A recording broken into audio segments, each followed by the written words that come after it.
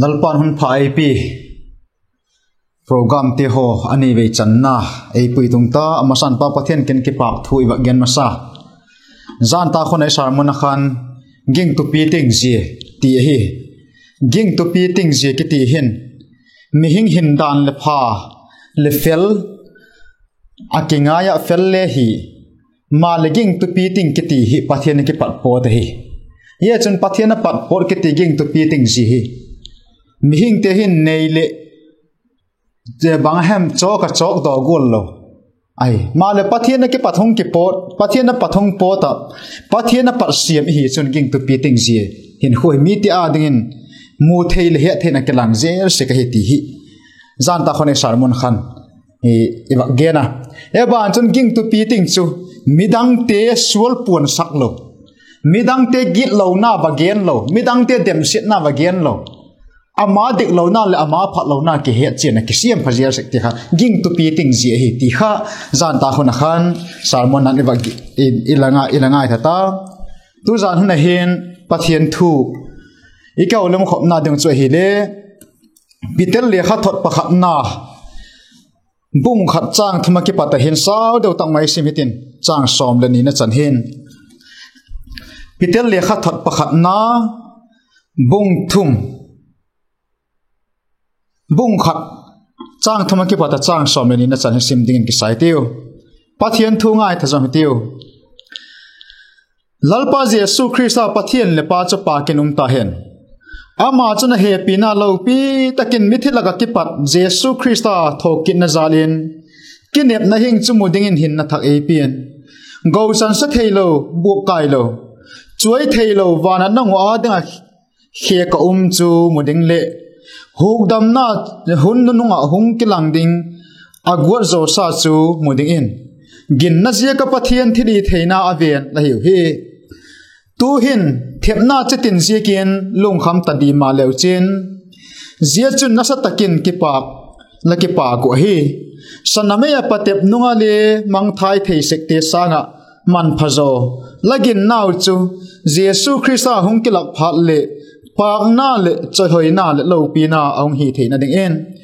ama chu mulo ma leu chun la he pi ba tu hin mulo ma leu chun laging o ki pak na gen thailo khop alo pin la ki pa ko hi lagin zaro thaga hudam na changding la he tangalun zia hudam na he pi na la kiango hung tung dinga ala gen lok zol nei te khan ala suin ngun takin al hol ta hi krista thaga ama bachun krista thokna dingle zia zo alo pi na hongum ding te chu ala het lok lai u khan ani le hunding he do ala go ba amawa ding hilowin nang wa ding a siam yim a hiuti he sak a hiu he zia thu te chu wana kipat sol thagau thiang tho za la chan chin pha hong hil ten ahun hil taw hi zia thil te chu wan sol chak ten le a het no pu hi lalpa na thu isim tha chumal som ta han la amen pa chap nan he tiu kalalpa le ka pathin hing jing dang lam mai lo kal o he pa tu zan hana nangma chanchin phathu puang lang theding in tak lai tak mun nge nangma lei pui tung kita keiman thei top so in gen in thei top so in pangin ka thei na zo sia nangma chanchin phathu puangin angai tha tu ten le he pa hoi tak cha phatak cha gon chu tak le tom ngai takin ngai ma lew le so hing tu thagau nangma la pan lo chana thon chang ding a hi ya jan lung se tangman kalal pa le ka pathin kamu ka kam ngai tu na ka thin lung zo si hi mel ma se tana mol pho theina ding le nang ma lo pi je kilat theina ding in nang ma ei mang chan la ei din pi in tin kadal le ko dam pa nazaret jesu christa minen kong dan hi amen tu zan honai tu pi ding hi le kinep na hing ti thu pi mangin pathian thu la gian den ke sai tin tu pathian thu sim tha na jang ka ngai tu vung ka gela thu pi ki ti hi atam ta khop maya mat lo hi tapu ye chun ging tu te ma bak ti ba he kalong them ka gel vung aziak cha ma sa khan ging tu pi ting zia ti hi tu zan hone ging tu te ma ba kha gen ning thai to ti ngai tu ka ngai tu jing lai hen a thu pi ai bible chang sim le pathian thu sim thu pi hin kinep na hing ti ha kamu hoi ka sa khop maya gin na ine hi chun kinep na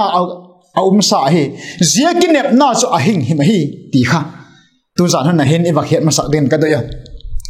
ging tu te kinep na hi zia khovel thila kinep na te hi pu zia lei sit amang ko mai de kinep na te kha hi lo hi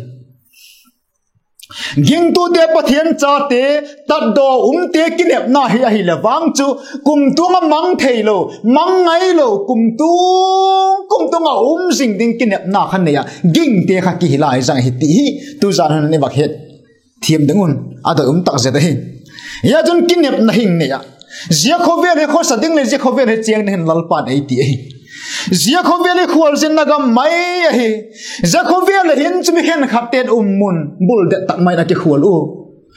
zia khovel hen kum sot tak pi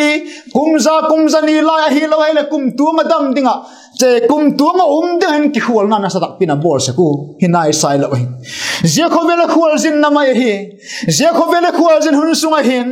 lal pa pathin ei doi na le ama nei ngan si na hai bang hem ti he do poi mo ko mai hi Efesa zika khan bung ni chang sama khan thil pha hi dan Krista Jesu siam omen ama khun so ki ngalun zia thil pha hi che khosak da no pathina siam khol sa hi ati pathina siam sa hi tin ala siam khol sa lai jang mi hing te pian ma sanga zia kho vela thil siam zo siam ma san lal pan ala kuam dal lok sa mi hing siam da hi lai le siam le hen zegul khong he ding hi ti ala siam khol ala gol khol le ala koi khol chu bang hem te thil phabor khai lai jang ya nu nau te ho zakhover chen det na ding bul det na ding he pu zakhover hin mal zin doi thil phabol hi ding hen king tu te pathian cha then lal pan ei ko ei jamalak sang chun thil phabol malak sangin in sakin thang te adanga ning nok bek I khole veng te adanga khole veng adanga le ngai lo topa ahi lo le pian pi midang te adang hotum tun in kho chapo na lung thim nei jing midang te adang nat na hi pe pa hin hoi mal kha ka hi chun cho le si te khol sin na hin zin fu lo ki ding ai ya jun mal zin to jelation mal zin to hi a van khopia Jesu Christa eitan dok tu ama toi kilam tu phat le ki pak je ka je khovele khol zin na gam te report hoi tak cha report tu hi ding hin ging tu ten kinep na hin nei thina ding chun hin dan pha hin apoi mo tak zet dai hin khoi ngai tu yang veng ti mu nau ti ho mi hin kho hi or su don na ding hin kho ya chom ta lui ve ikidam kum ya chom ta lui guk na ding ni dam kum ya chom ta lui ve kham thei bol na ding number 4 bol na ding dam doi chang nek na ding ngan za chep na ding zu le sa bol na ding hin kho ya chom ta lui thil phabol na ding hin chi hin kho le chom ta lui ma le hin kho chom chai nei sung hin thil phabol ya huk dam te hin gin na nei pom kinap na hin nei pom thil pha e bol le hi lo hem zuvadona holim thu tak holim le hello holim tai tu mat theina ding le hello wa du tui tak holim na ding hen zan hele pa mai ta lu mo kham theiba bola nitum tuma on thek ka na ding hen le hun khowak ya pa mai ta lu hi ya jun se khowele zin na hun sunga hin izin khwazin sum chom chahi midang te adanga mal som na midang te adanga ka pe dok tu midang te pan pi tu hiding hin pan ilak thaka poi mo tak zet hi jadinga jun siam lo him te ki hi ve unau te ho ya jun thil ke lo bol na dinga thil dik lo bol na dinga nek guk na dinga mi nei sa lak pi na dinga ai lawai na dik lo tang mai bol na dinga than huai na dinga hin khovel hi apa mai talu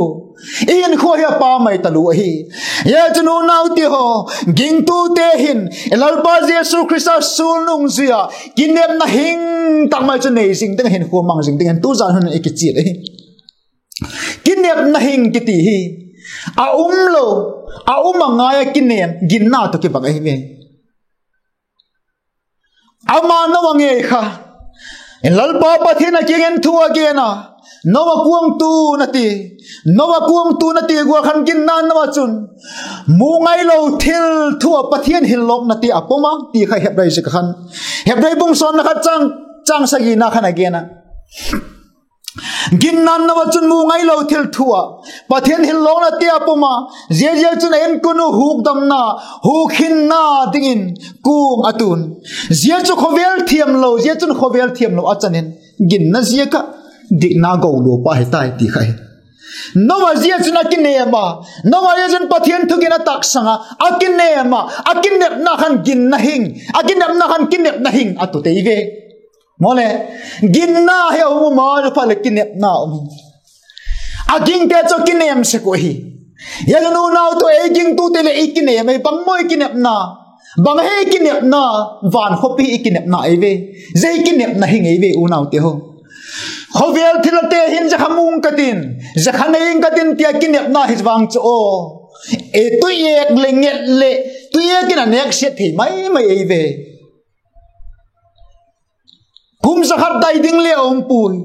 kum som ma dai ding le om lo eve idam sum dai ding le om ngai lo eve thid kinep na ti ho hi zate jule si le kinep na hi mo kinep na hing na hi le bang tu van khopi hi nging tu ti a dinga ya jum no nge kha kinema pathian aginga agin na khan kinep na pi aginep na khan kinep na hinga tuna je kinep na hing khan suat cha na atu hi ve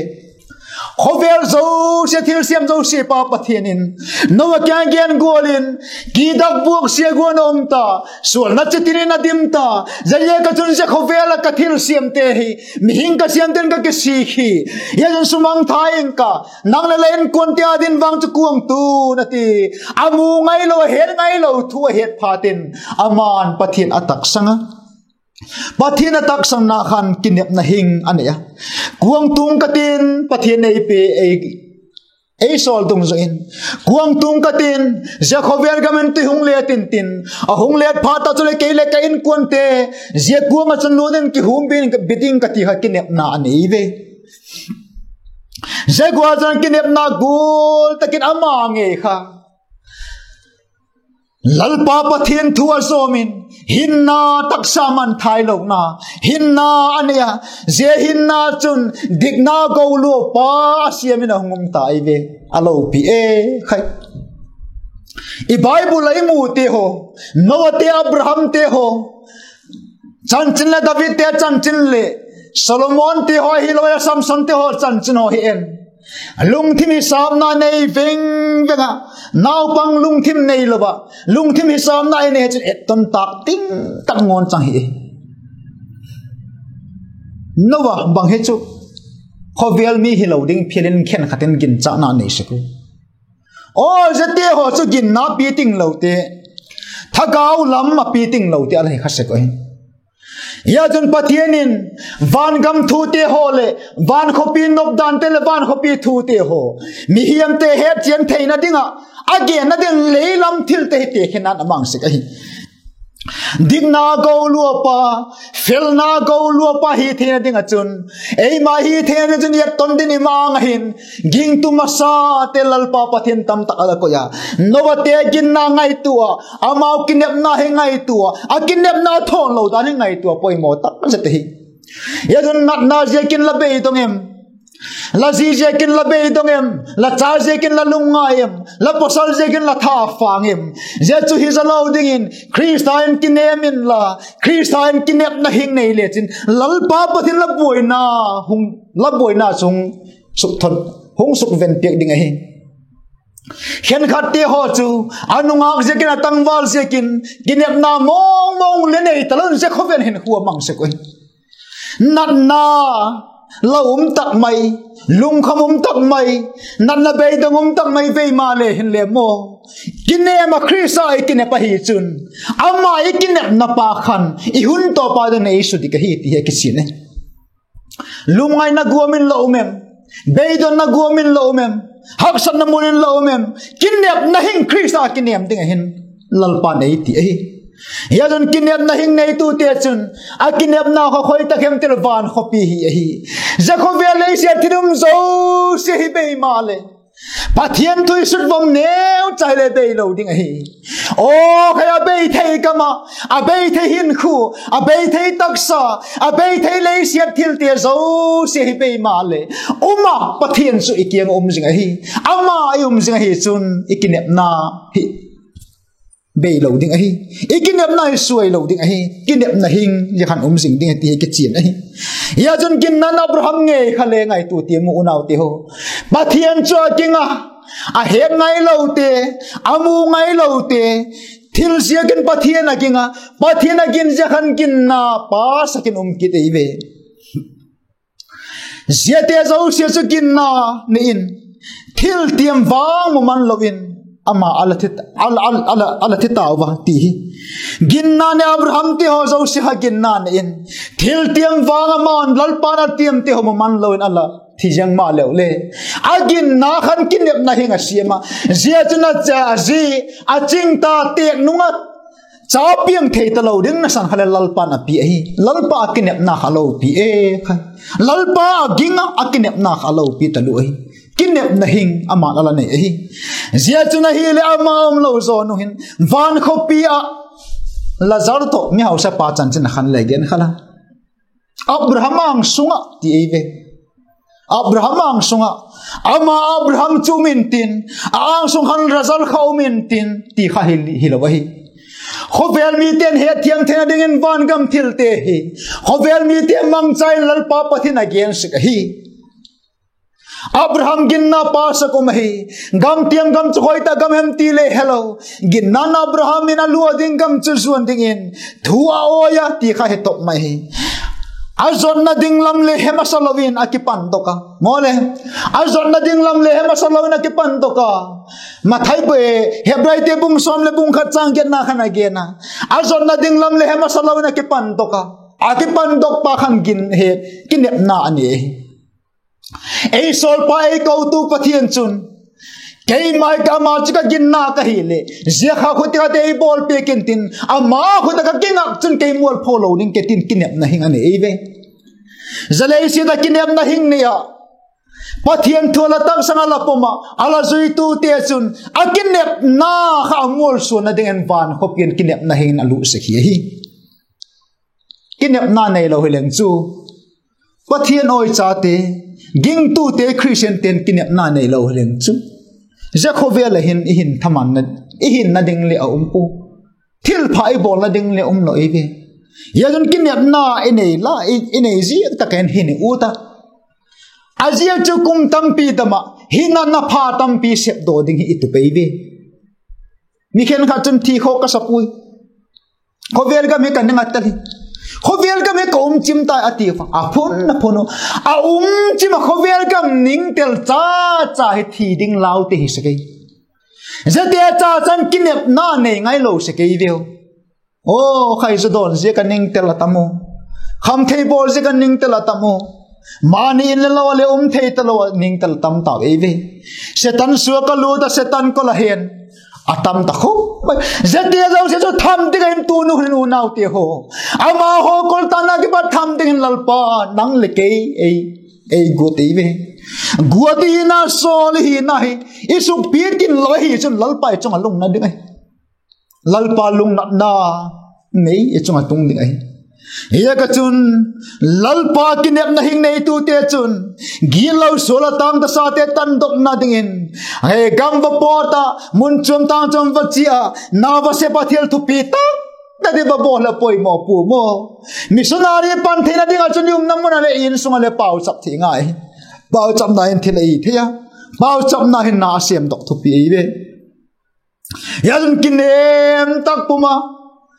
kinem tak puma lalpa na sema ama ke pan mal som na te tongin katin ama ke par zalei house na te tongin katin wang chu kinem ki o khai ikinem na ding chu van khopi adang gu sa me ve lalpa jesu christ na gen ta khala zon se ka khan nonga dang mun siam ching katin ka siam zo phal hung kit ding kai nau le ka kyang lom thena ding ati alo pi e khai zia van gam ko cha bi chu aman hong the aman khak the hi o hong thei tu a khak thei tu chu ibela ama kyang ayum jing na kai chun ama ikin nep jing hai chun je chu ikin nep na hing ama to go lu khom ding ke chu ki hi ti ki chi nei ya jun unau ti ho ikin na siam pa so bukim Krista lam chen sing koma ja khover hin chi ding lalpan e ti e Abraham Noah khana kinga agin na khan kinep na hinga pi huk damen oma Abraham khana kinga agin na khan kinep na hinga pi gin na pa sakina oma khobera chi suan tampi hung piang katipa khana pi zo ngai lo pathian khana thutiam kha Abraham chona mol suai amale pathian chungna kinep nahi akinep na hakinep nahi ngi ti he ki chi nahi ya chona thutiang thoi sima khan ba ge nem elol pa jesu Krista pale elol pa jesu Krista pathian le pa chu pa kinum ta hen ahung ti phota ama chuna he pina lo pi ta ke patin mi thila ka ki pata jesu Krista thokin na zala chun kinep na hing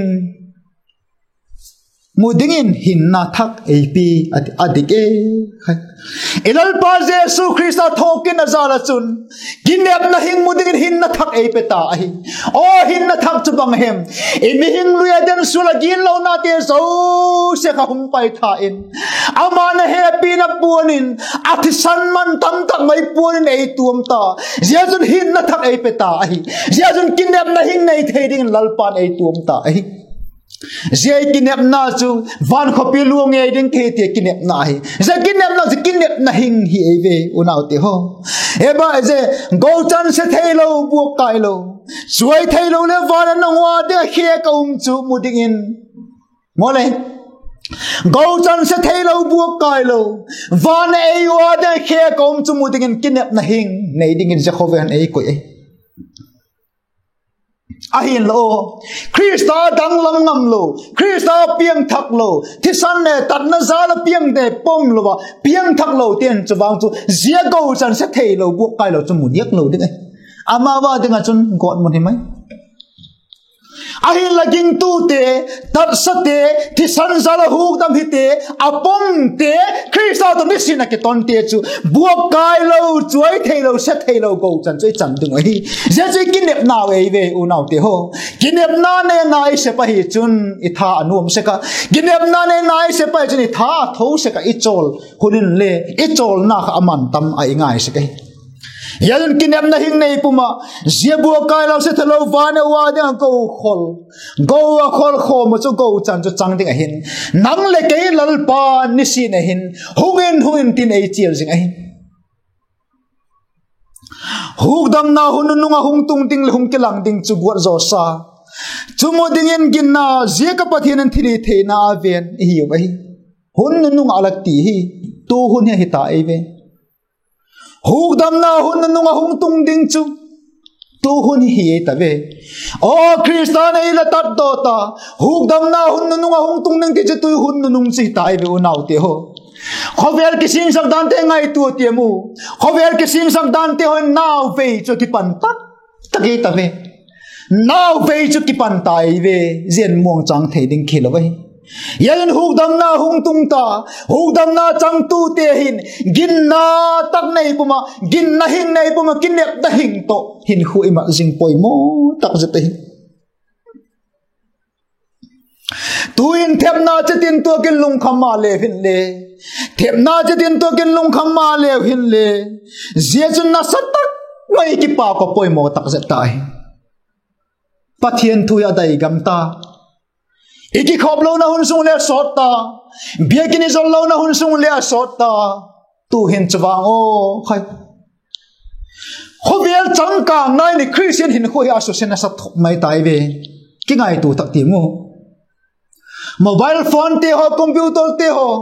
thil za chom te ho ni Christian hin kho ya so sena sa gopta khovel kham to na changka ngi ti technology lampang ka ya thil za chom khovel khang to ta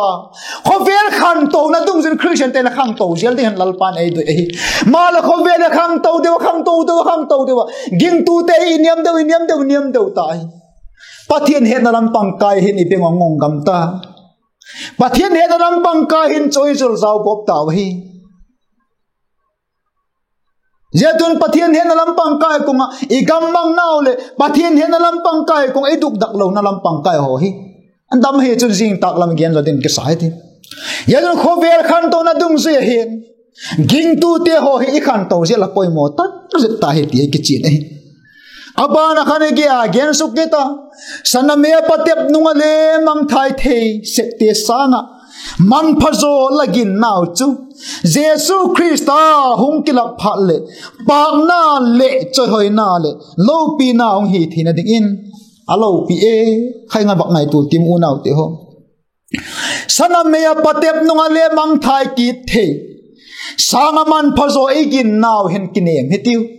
ama Jesus Christa hung kilap phatak chule choi hoi na le lo pi na to ama fel na bukima ke thuam pa kianga ama to kilam to thena ding chun kinep na hing nei tu te chun zakhovel hin chol wa chiar sel ding lalpan ei ti ei ama chumu lo ma leo chun le la he piau tu hin mo lo ma leo chun la gingu ki pang na gen thei lo ko pa lo pi la ki pa ko hi more ging tu te ki pa na gen thei lo ko pi ni ki pak se ka e lol pa pathian chumu lo ma le hin le dani pha tak chule muding hi dani pha tak chule ma muding hi dani pha tak chule mu hitin kichin tang main muding hi lapok tun le gen ta khala he chen tang ka e tan panga ka din pha tak chule he chen tang ka a khu thik kel na le ma chun ti khai ala khan le again alo pi e khai pon van pen silavan khopi ka tun pha tak mit thiluang ki khel na talo ding hi alo pi e unaw te ho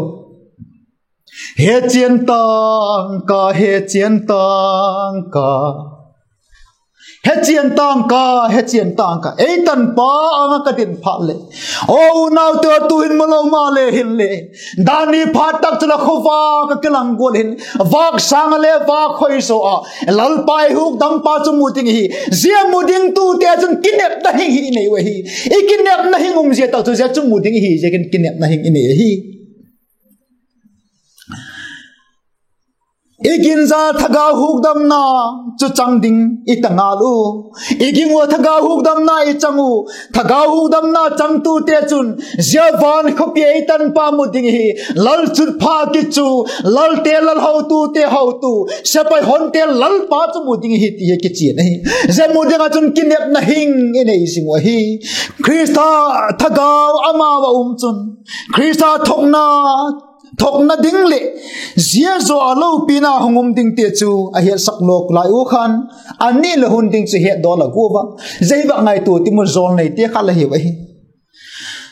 zol nei te khan zia huk dam na lo pina happy na la kiang wo hung tung ding ala gen lo zol nei te khan ala sun ngun ta ga la hol lo la ngai tu ba ma le amao chun ala mo phapu ba hi Krista thaga ma wa chun Krista thokna ding le zia zo lo pina hum ding te cho hiat lok ala gut lai o khan ani le hun ding cho he do la gu zol nei sai te ho Jeremiah te thil le zol nei dang te ho khan tatna hunding cho la gen lu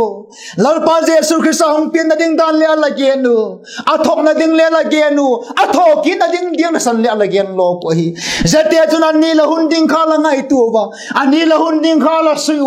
ani la hunding kha he ta lu ko ma le he tok zo lo hi tu hun he be zon lai te na le he na pu kha ala gen lo tu ten tu hun he be amu na pu kha malama ho cho gen lok tu hi ba mo a chang tu se lo hi ki ta hi lalpa lo pina chang hen la a chang tu se ho hi ki ta hi unaw te ho huk dam na nuay om hi ta huk dam na kul lo pi sung om te ki ta hi ani la hundinga la hello ko te khana changzo puwa zate khana la hello ko ma le tu cha chang tu te ki ta ha lo pi e khai Krista hugdam na chang tu te chu ki ta hi ama ho zon le te ho ala hillok te ho khamo thisana tat hiloi veo aje cho ma khat tat do ai ma wa thita hi khala o khai hoi tu ma thisana tat hi thisan man hi ta hi u nau te ho thisan man kita ai alo pi e khai dangka san man tama ai loi la khovel lo pi na khovel thi thoi khovel throi velu na satak mai pi tak do te ki pu mo alei le bana sing thilum zo sia siam tu mu thei lo ting a bai hom tu a ta sa lo lo ta sa ting a thu nei tu ama the san nge tak te chu ki e man tamei ve u nau te ho ging tu pakhat tat do sa pakhat hugdam cha pakhan man tam dan bak ngai tu ti mu alo pi kai mi man tam ka hi ti ki heta I khothi gin lo na thila hiam ngam lo wa I kam te o hi chapau na kama I mai te chapau na maya lat sak lo ding hin Krista nei tak do ta ei ve I man tam dan ngai tu thak ti mu ngai te u nau te ho nang mi man tam lei ve tat do lei ve thisana sil thian lai ta hi bangatin gin lo thila bangatin phal lo na lama chia jing jing ding hi em bangatin ne go na thira te hiam ngam na lai ding hem bangatin phal lo na lama ikal jang khai na lai ding hem tat do ki ta hi yun tat do na lai tan kinep na hing nei apoi mo khu mai kolosa bung khat changa na tu na ge na kinep na chu zia chu na wa ding zia chu na wa dang kinep na va na koi kholo kha hi ti chu van koi khom we kinep na chu van lam thil te van ei go chanding chu van ei chanding chu koi khom je chu kinem changding a kinem te chu ki ei yan kinep na hing in ei apoi mo tak chu ta hi ye chu na ma wa ding Halloween ati zol nei te chu na ma wa ding Halloween no wa ding a siam ki ma hiu ti a hi ti a hi sa ko hi zia thu te chu wang van na ki par sol thagau thiang tho zala chan chin pha hunil ten on hil tau hi mole zia thu chu van na ki par sol thagau thiang tho zala chan chin pha hungil ten ong hil tau hi chan chin pha het te le ngai thak te tame khai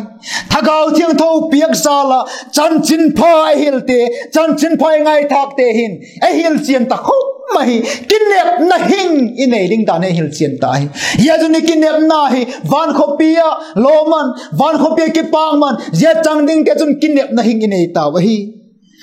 ya thil te chu van sol chak ten le het ala gu ba o khailal pa Jesu Krista hunga aman na hung sema aman thua tiam te aman hung bol te ahung pin na ding ni te ahung pin na ding hun te le sui do la go ma la sui dok zo po pa be pin he hi zagwal ma thwa chuna ma hung kin na ding hun hi aman le hepu chapan le hepu van mi te le hepu van sol chak ten le hepu a he chu pa be pin he kit bo ka hi unau te ho tu nu ne lalpa Jesu Krista hung thut tale nang le in kuam te la ka sa zo na diamu ama nawa gol khan hu dam na longa chun nang le in kuam te la loi kim na diamu keile kain kon te kiloi kim na di ti ngai tu veng la poi mo kiloi kim e jejun kiloi kim na ding chun ke man kinep na hing nei ke bi itingam na di tingam thai ding en tu zan huna lalpa pathian teng ke salendara ama anga ki pumpi din lalpan ei do ei Zachovel thil ten kinep na hing hi zo pu van gam thil te ama eya dang mun sima chepa zemuna unge ding ke ti kinep na ju kinep na hing hi zo hi ya ga nu nau te ho elal pa Jesu Krista pa chu pa ko ma ama happy na zala kinep na hing nia je kinep na hing nei dan dung so chun van hop pe lut the ding a hin tu zan hun a chan chin pathu igen lal pan e mal som pek ta hen amen.